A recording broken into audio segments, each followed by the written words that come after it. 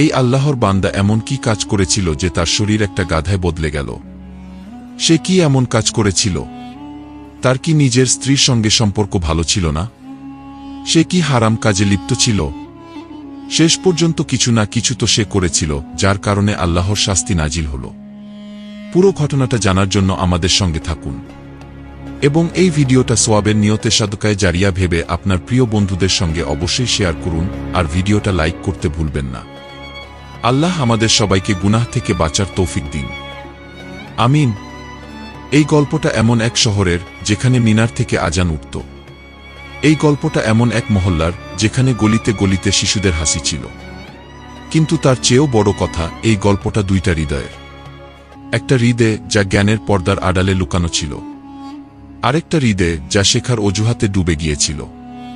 আর মাঝখানে ছিল এক মজলুমের দোয়া যা আসমান পর্যন্ত পৌঁছে গিয়েছিল। সাদরার চোখ খুলল, সকালবেলার আলো ঝলমল করছিল। খালি খাটে তার স্বামীর জায়গাটা ফাঁকা ছিল। বুকের ভেতর একটা শূন্যতা ছিল, যেন কিছু একটা দরকার ছিল। মা ফাতিমা মসজিদের দিকে মুখ করে নামাজে ছিলেন। সাদরা ভাবল, আজ জুম্মা, মসজিদে চলে যাই, হয়তো মনটা একটু শান্তি পাবে, কিছু উত্তর মিলবে। মসজিদে মাওলানা আব্দুল কুদ্দুসের বয়ানটা ছিল জাদুর মতো। কণ্ঠে রবের ছোঁয়া ছিল, কথায় আগুন ছিল, চোখে ঝিলিক ছিল। যে কেউ হারামের দিকে এক কদম বাড়ায়, সে যেন চিৎকার করে শোনে, আল্লাহ তার জন্য দোজখের ৭০টা দরজা খুলে দেন। সাদরা পর্দার আড়ালে কাঁপছিল, কিন্তু ভয় পাচ্ছিল না। সে অবাক হচ্ছিল, এই মানুষটা কতটা শক্তিশালী, কতটা প্রভাবশালী। ঘরে ফিরে সাদরা মাকে বলল, আমি কোরআন শিখতে চাই, মাওলানা সাহেবের কাছেই শিখব, তার মতো আর কেউ নেই। মা ফাতিমার মুখে হাসি ফুটে উঠল, আল্লাহ আমার মেয়েকে হেদায়েত দিন।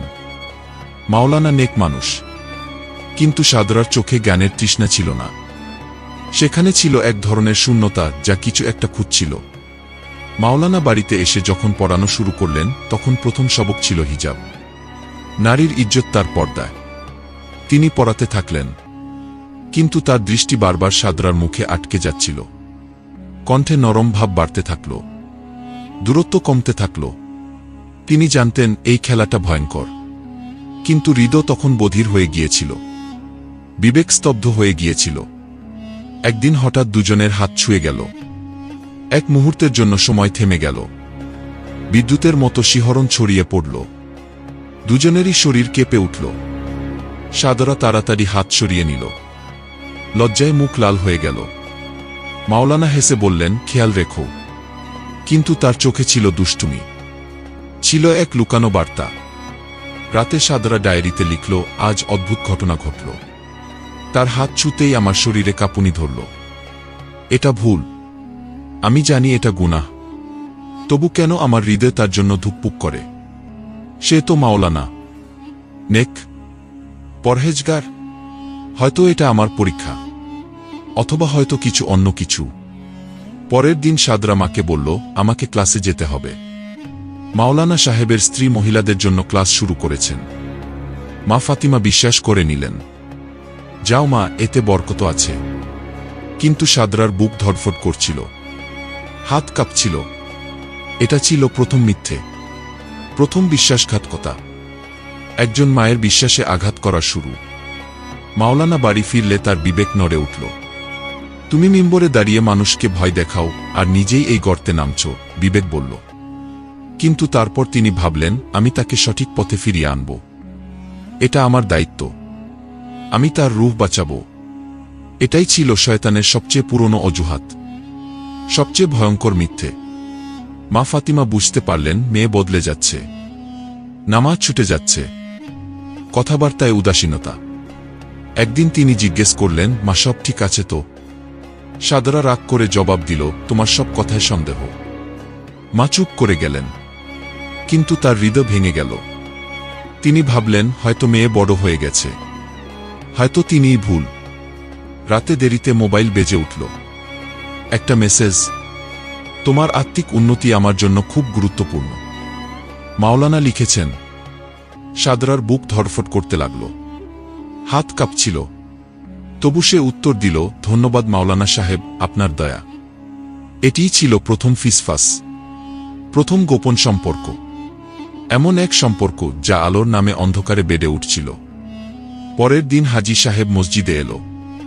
বয়স্ক জ্ঞানী মানুষ, চোখে গভীরতা, মুখে নূর। মাওলানার সঙ্গে দেখা করলেন, হাত মেলালেন, কিন্তু হাতটা ছিল ঠান্ডা। হাজী সাহেব বললেন, বেটা, জ্ঞান খুব বড় আমানত। যার কাছে আমানত থাকে আর সে যদি খেয়ানত করে, আল্লাহ তাকে এমন লাঞ্ছনা দেন যাতে পানি পর্যন্ত তৃষ্ণা মেটাতে পারে না। মাওলানার মুখ ফ্যাকাশে হয়ে গেল, তবু তিনি হাসলেন। হাজী সাহেব, আপনার দোয়ার মুখাপেক্ষী আমি তো আল্লাহর এক দুর্বল বান্দা। কিন্তু ভেতরে ভেতরে তিনি কাঁপছিলেন, ভয় পাচ্ছিলেন। হাজী সাহেবের কথা তার হৃদয়ে গেঁথে গেল। যেন কেউ দরজায় টোকা দিল, যেন কেউ চাবি ঘুরিয়ে দিল। সাদরা ঘরে বসেছিল, কিন্তু তার মন ছিল মসজিদে। মা কোরআন পড়ছিলেন, কিন্তু তার কানে কিছুই ঢুকছিল না। প্রতিটা মুহূর্তের সঙ্গে অস্থিরতা বাড়তে থাকল।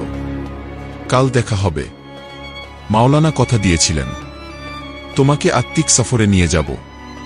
আর সাদরা সেই সফরের অপেক্ষায় ছিল, অস্থির হয়ে। মাওলানা জায়গা বেছে নিলেন শহরের বাইরে একটা বাগান। সেখানে একটা পুরনো হাবেলি আছে, পরিত্যক্ত, নিরিবিলি। সাদরা না ভেবেই রাজি হয়ে গেল, ভয় না করেই। মাকে বলল, বন্ধুদের সঙ্গে পিকনিক। মা অনুমতি দিয়ে দিলেন, যাও মা, কিন্তু তাড়াতাড়ি ফিরবে। আর এভাবেই প্রস্তুতি শুরু হলো সেই সফরের, যা শেষ পর্যন্ত জাহান্নাম পর্যন্ত গিয়ে পৌঁছাল। রাতে সাদরা ঘুমোতে পারল না। চোখের সামনে ভেসে উঠছিল দৃশ্য, কখনো মাওলানার মুখ, কখনো মায়ের চিন্তিত চোখ। সে দোয়া করল, হে আল্লাহ, আমাকে রক্ষা করো। কিন্তু বুকের ভেতর একটা কণ্ঠ বলছিল, যাও, তুমি সুখ পাবে। এটা ছিল নফসের আওয়াজ, শয়তানের কুমন্ত্রণা। আর সাদরা এটাকেই নিজের হৃদয়ের ডাক ভেবে বসল। সকালে সাদরা তার সবচেয়ে সুন্দর কাপড়গুলো পরল। মা দেখে বললেন, পিকনিকে এই কাপড়? সাদরা মিথ্যে বলল, হ্যাঁ মা, সবাই বলেছে সাজগোজ করতে। মা হেসে ফেললেন, ঠিক আছে মেয়ে, সুখে থেকো। কিন্তু তার চোখে একটা প্রশ্ন ছিল, একটা দুশ্চিন্তা ছিল। সেই প্রশ্নটা কখনো ঠোঁটে আসেনি, মনে মনে চাপা পড়ে রইল। সাদরা দরজা পেরিয়ে বাইরে পা রাখতেই হঠাৎ বাতাসের একটা ঝাপটা এলো। মনে হলো পরিবেশ যেন তাকে থামাতে চাইছে, মানা করছে। কিন্তু সে পেছনে ফিরে তাকাল না, সামনে এগিয়ে গেল। মা দরজায় দাঁড়িয়েছিলেন, মেয়েকে যেতে দেখছিলেন। তার ঠোঁটে দোয়া ছিল, আল্লাহ হেফাজত করুন। কিন্তু বুকে একটা তীব্র ব্যথা ছিল, যেন কিছু ভেঙে যাচ্ছে। বাগানটা ছিল একদম নির্জন, গাছে কোনো পাখি ছিল না। হাভেলির জানালাগুলো ভাঙা ছিল, যেন ফাঁকা চোখ। সাদরা পা রাখতেই ঠান্ডা হাওয়ার একটা ঝাপটা এলো। তার শরীর শিউরে উঠল, বুক ধড়ফড় করে উঠল। কিন্তু তারপরই সে মাওলানাকে দেখল। দরজায় দাঁড়িয়ে হাসি মুখে অভ্যর্থনা জানাচ্ছিলেন, যেন আলো হয়ে দাঁড়িয়ে আছেন। এসে গেছ? আমি অপেক্ষা করছিলাম, মাওলানা বললেন। তোমার আত্মিক উন্নতি আমার কাছে খুবই গুরুত্বপূর্ণ। সাদরা লজ্জায় মাথা নিচু করল। ধন্যবাদ। তারা ভেতরে ঢুকল, একটা ঘরে বসল। ভেতরে বাতাস থমথমে, বাইরে গাছের ডালপালা খড়খড় শব্দ করছিল, যেন প্রকৃতিও এই সাক্ষাৎ পছন্দ করছে না। মাওলানা কোরআন খুললেন, একটা আয়াত পড়লেন, যারা ঈমান এনেছে আল্লাহর জিকিরে তাদের হৃদয় শান্ত হয়। সাদরা বলল, আমার মন শান্ত নয়, আমার কিছু চাই, আরো কিছু চাই। মাওলানা কাছে এসে বললেন, আমি বুঝি তোমার প্রশান্তি দরকার, আর আমি তোমাকে সেই প্রশান্তি দিতে পারি। হাওয়ায় নিস্তব্ধতা নেমে এলো, সময় যেন থেমে গেল। মাওলানা হাত বাড়ালেন, সাদরার হাত স্পর্শ করলেন। এবার কোনো বাধা এলো না, কোনো অস্বীকার হল না। দুজনেরই নিঃশ্বাস আটকে ছিল, হৃদয় জোরে জোরে ধরফট করছিল। বাইরে মেঘ গর্জন শুরু করল, বাতাস তীব্র হতে লাগল, যেন আকাশও এই দৃশ্য সহ্য করতে পারছে না। মাওলানা বললেন, তুমি বিশেষ, তুমি আলাদা, তোমার মতো কাউকে আমি কখনো অনুভব করিনি। সাদরার চোখে পানি এসে গেল। সে বলল, এটা ভুল, আমরা এটা করতে পারি না, এটা গুনাহ। কিন্তু তার কণ্ঠে শক্তি ছিল না, ইচ্ছাশক্তি ছিল না। আর মাওলানা জানতেন এই লড়াই তারা আগেই জিতে ফেলেছেন। সন্ধ্যা হয়ে গিয়েছিল যখন সাদরা বাড়ি ফিরল। মা দরজায় দাঁড়িয়েছিলেন, চোখে দুশ্চিন্তা। এত দেরি হয়ে গেল কেন মেয়ে? তিনি জিজ্ঞেস করলেন। সাদরা মিথ্যে বলল, ট্রাফিক ছিল মা। সে সোজা নিজের ঘরে চলে গেল, দরজা বন্ধ করল। তারপর মেঝেতে লুটিয়ে পড়ে কাঁদতে লাগল। হাঁপাতে হাঁপাতে দম বন্ধ করা কান্নায় পুরো রাত তার চোখে ঘুম এলো না। বিবেক তাকে কুরে কুরে খাচ্ছিল। চারদিকে শুধু গুনাহের চিন্তা, চারদিকে শুধু ভয়। মা দরজায় টোকা দিলেন। মেয়ে খাবে? সাদরা চিৎকার করে বলল, আমাকে ছেড়ে দাও, আমি খাব না। মা হতভম্ব হয়ে গেলেন। বুকে আঘাত লাগল। তিনি বুঝতে পারছিলেন না তার মেয়ের কি হয়ে গেছে। সকালে সাদরা সিদ্ধান্ত নিল, এইটাই শেষ, আর কখনো দেখা হবে না, এখানেই শেষ। কিন্তু দুপুরে মোবাইল বেজে উঠল। একটা মেসেজ, কাল আবার দেখা হবে, তোমাকে ছাড়া আমার সময় কাটে না। সাদরা উত্তর লিখতে চাইল, না বলতে চাইল, কিন্তু আঙুলগুলো হ্যাঁ লিখে ফেলল। মন হ্যাঁ বলে দিল। আর এভাবেই শুরু হলো সেই ধারাবাহিকতা যা শেষ পর্যন্ত ধ্বংসের দিকে নিয়ে গেল। প্রতিটা মিথ্যে আরেকটা নতুন মিথ্যের জন্ম দিতে লাগল। প্রতিটা বিশ্বাসঘাতকতা বাড়তে থাকল। সাদরা তার মায়ের থেকে দূরে সরে যেতে থাকল, মাওলানা তার স্ত্রীর থেকে। কিন্তু মাঝখানে জমতে থাকল এক মজলুমের দোয়া। প্রতিটা রাতে হামিদার অশ্রু, প্রতিটা দিনে ফাতিমার দুশ্চিন্তা, এই অশ্রুগুলো জমা হচ্ছিল ঝড় হয়ে ওঠার জন্য। এটাই ছিল শুরু, এটাই ছিল প্রথম স্ফুলিঙ্গ। আগুন লেগে গিয়েছিল, এখন শুধু দাউ দাউ করে জ্বলার পালা। কে জানত এই স্ফুলিঙ্গ কবে বিস্ফোরিত হবে? কে জানত এই আগুন কাকে পুড়িয়ে দেবে? শুধু আল্লাহই জানতেন। আর তিনি দেখছিলেন তার বান্দার কাজকর্ম, তার বান্দির অস্থিরতা।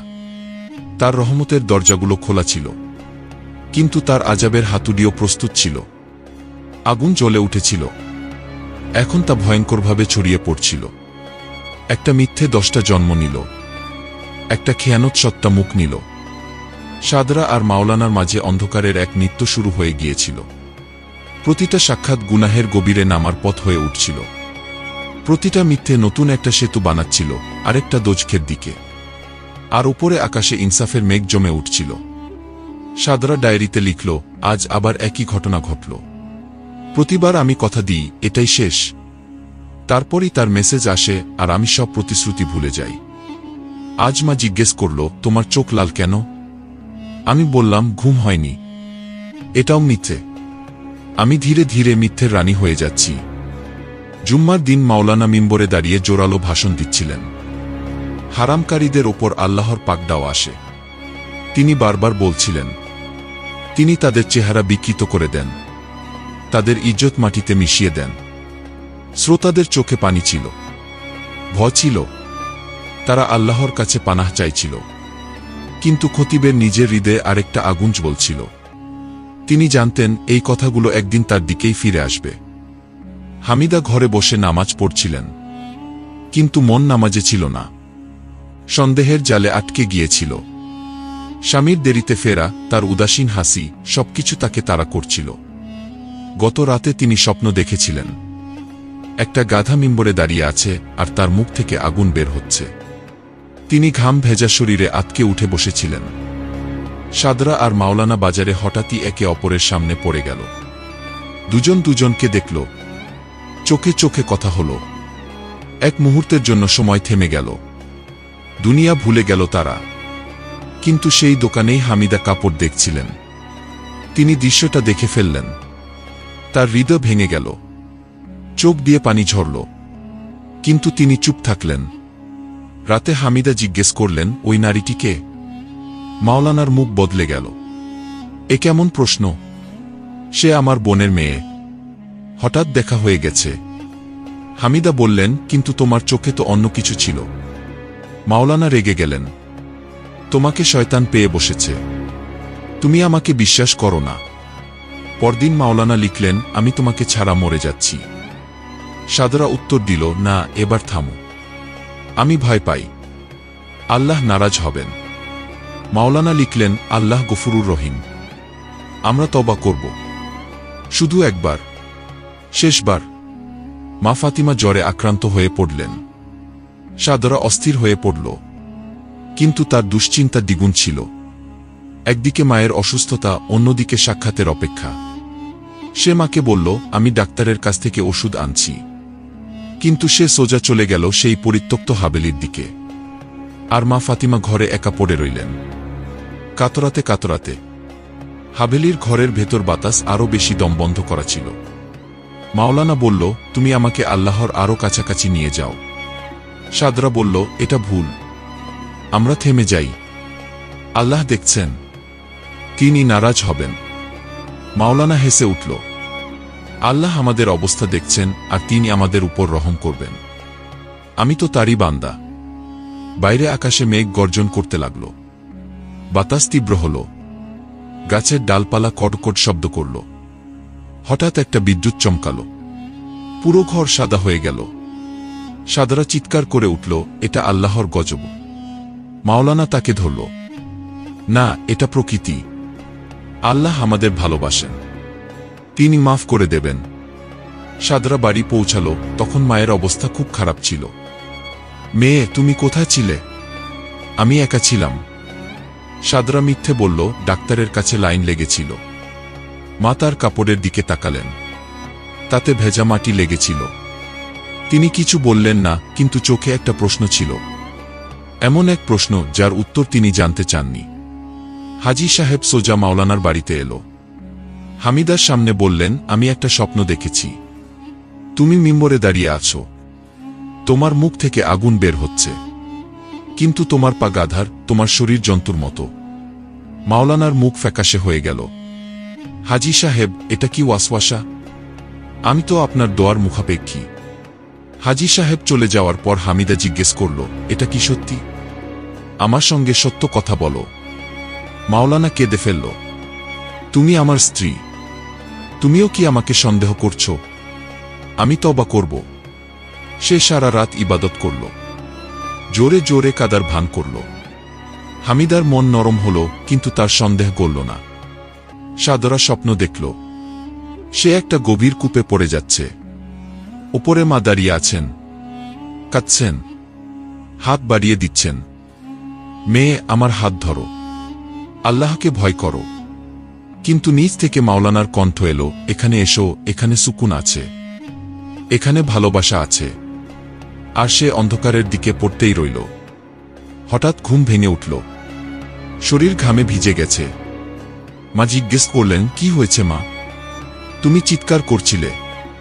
সাদরা বলল, কিছু না, খারাপ স্বপ্ন দেখছিলাম। মা তাকে বুকে টেনে নিলেন। আল্লাহ হেফাজত করুন মা, নিশ্চয়ই কিছু একটা আছে, তুমি আমাকে বলো। সাদরা মাথা নাড়ল, না মা, কিছু না, সব ঠিক আছে। মাওলানা নতুন একটা পরিকল্পনা করল। সে সাদরার বাড়িতে দরজ দিতে আসতে লাগল। মা ফাতিমা খুশি। মাওলানা সাহেব আসেন, আমার মেয়ের ওপর খুব দয়া করেন। কিন্তু দর্সের পর যখন মা রান্নাঘরে থাকতেন, তখন দুজন লুকিয়ে কথা বলতো, হাত মিলাত, প্রতিশ্রুতি দিত। একদিন মা জ্বরে ঘুমিয়েছিলেন, ওষুধের প্রভাব ছিল। মাওলানা সুযোগ পেয়ে গেল। সাদরার কাছে এসে বলল, তুমি আমার জীবন, তুমি আমার লমান। সাদরা কাঁদতে কাঁদতে বলল, থামুন, এটা গুনাহ, আমি ভয় পাই।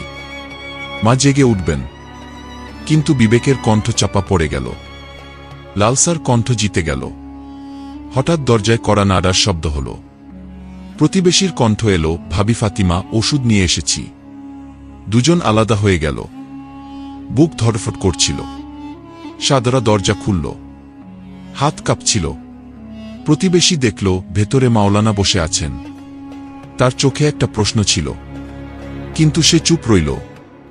পরের দিন মহল্লায় গুজব ছড়িয়ে পড়ল, মাওলানা একা একা মেয়ের বাড়িতে যান, মা অসুস্থ থাকেন আর তিনি দরজ দেন। এই কথা হাজী সাহেবের কানে পৌঁছাল। তিনি ভাবলেন, এখন সময় এসে গেছে, এবার শেষ সতর্কবার্তা দেব।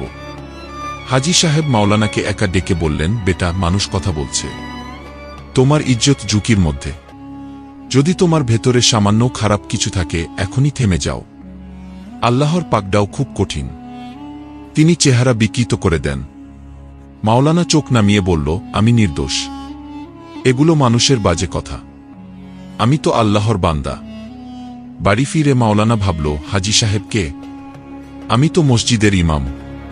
মানুষ আমাকে সম্মান করে। আমি জানি কোনটা ঠিক কোনটা ভুল। সে ভাবল, সাদরা আমার। আমি তাকে সঠিক পথ দেখাব।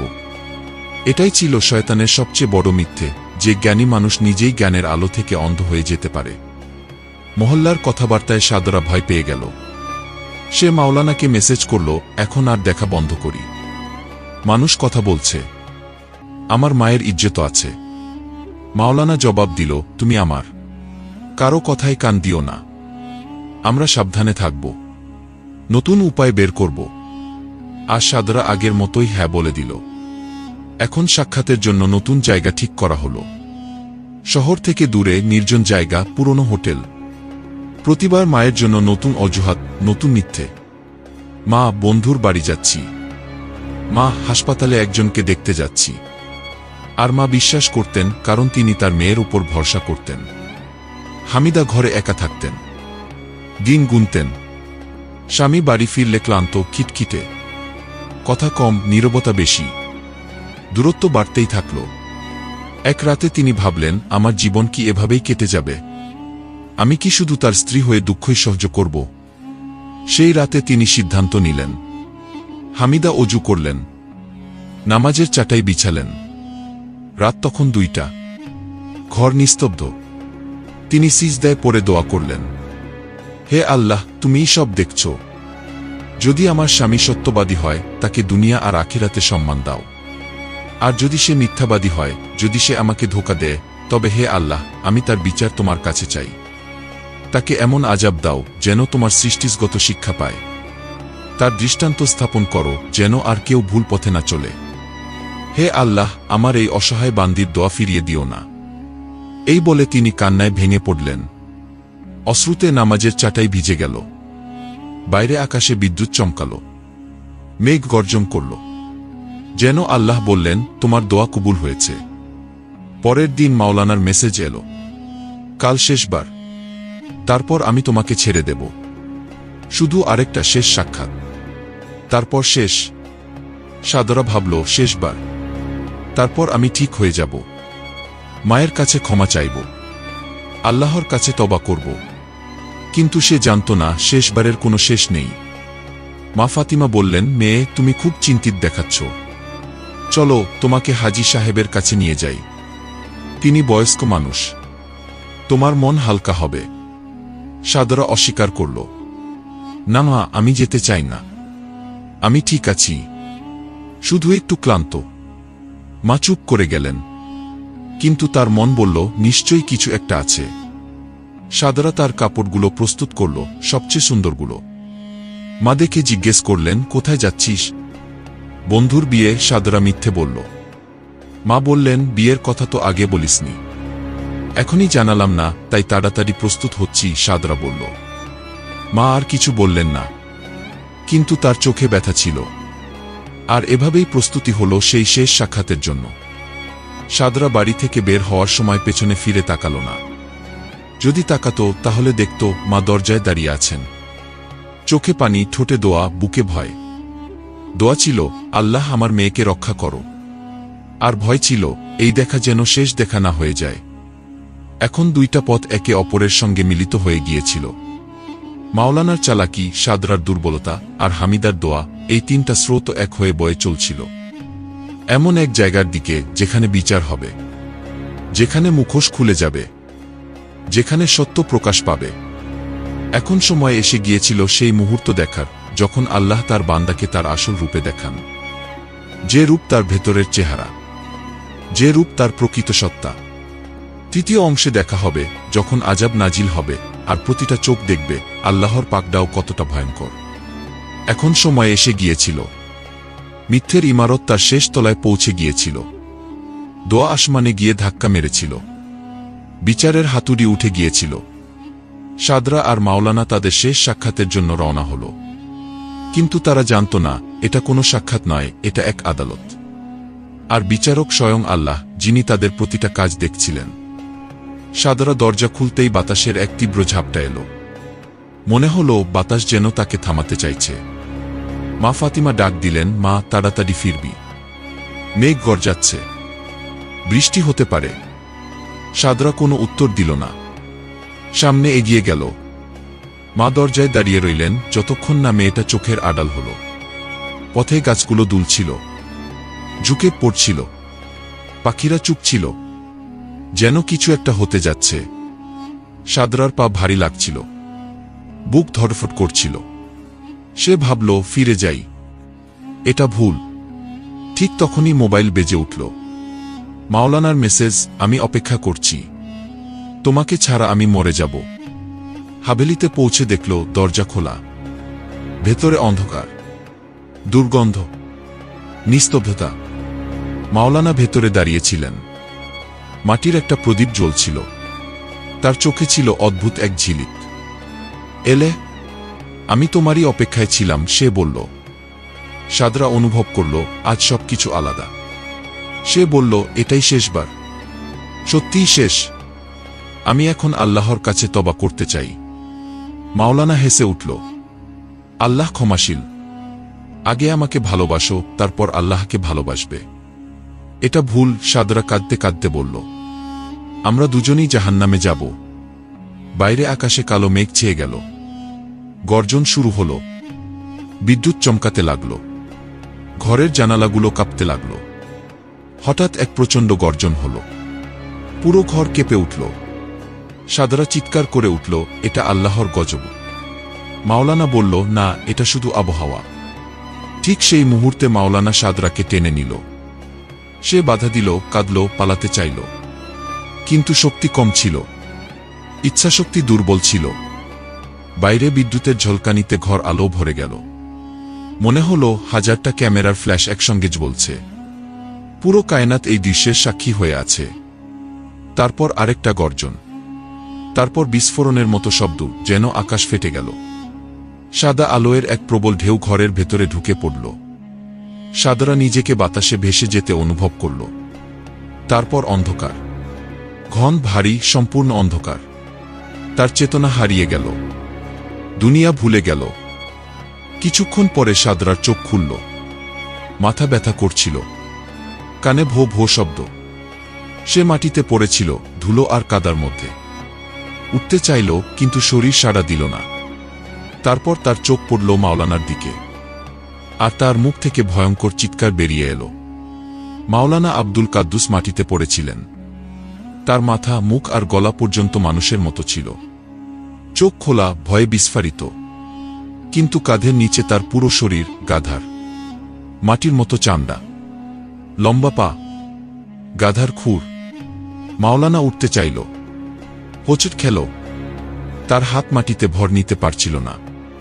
সে কথা বলতে চাইল, চিৎকার করতে চাইল, ফরিয়াদ করতে চাইল, কিন্তু তার মুখ থেকে বের হল হু হা, গাধার মতো শব্দ, অর্থহীন বন্য আওয়াজ।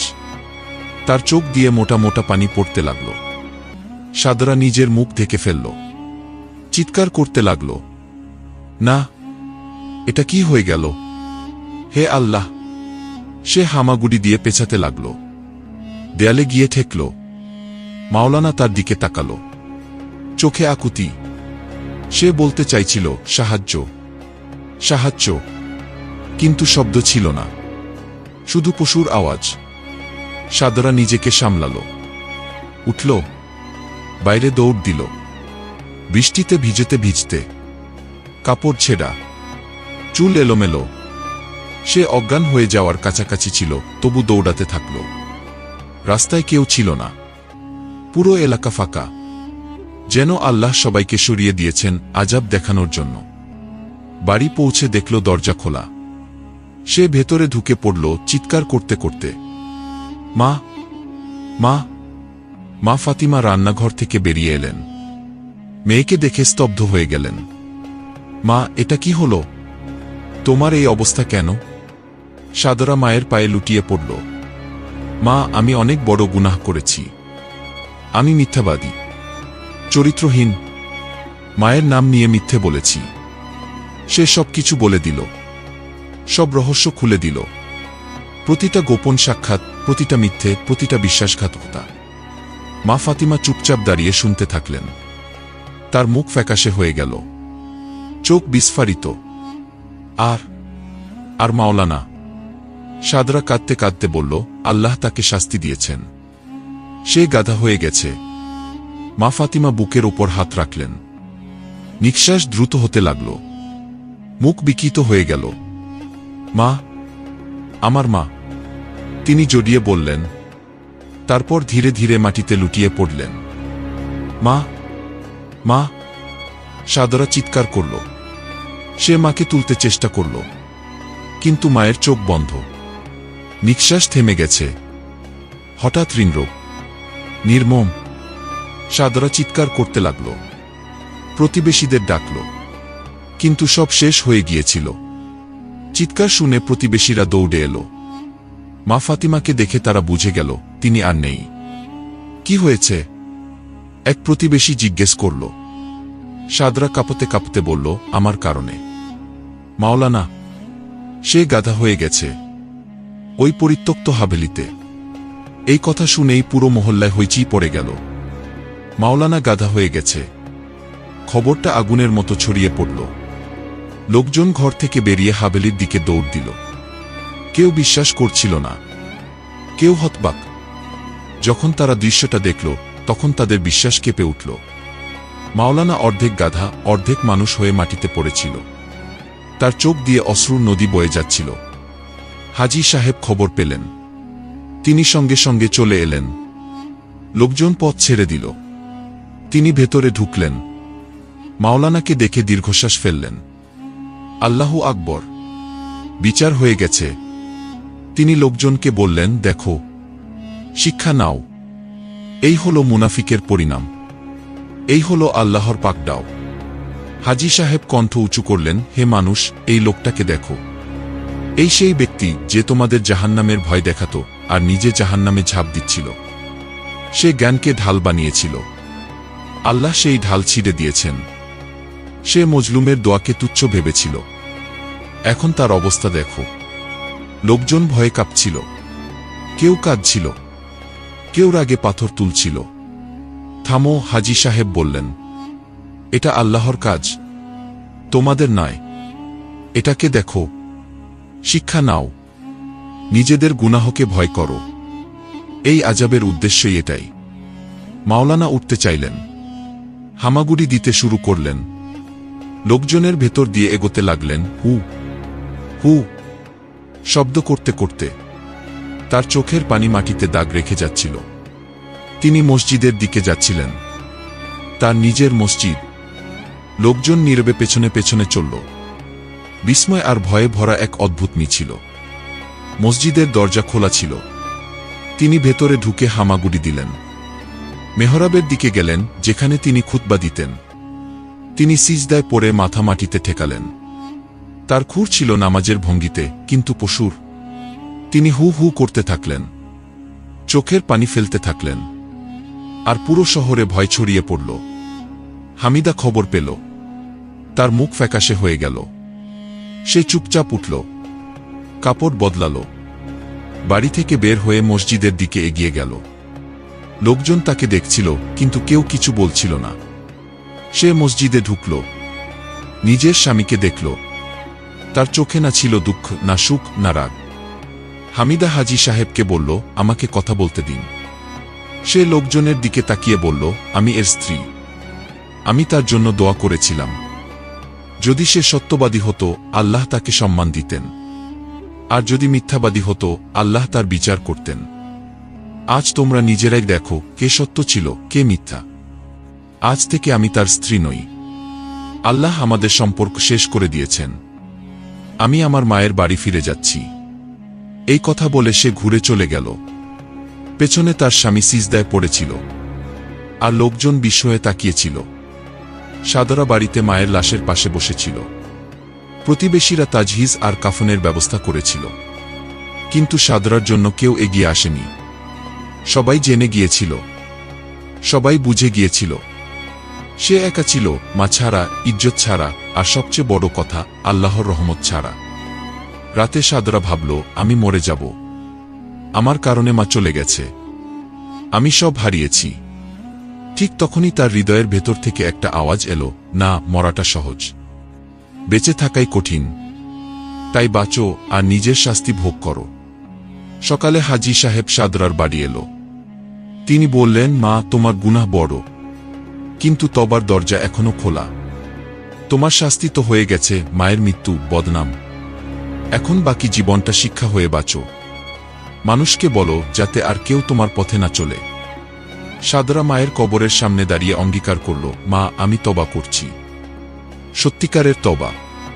আমি আমার বাকি জীবন এই গুনাহের শাস্তি হিসেবেই কাটাব।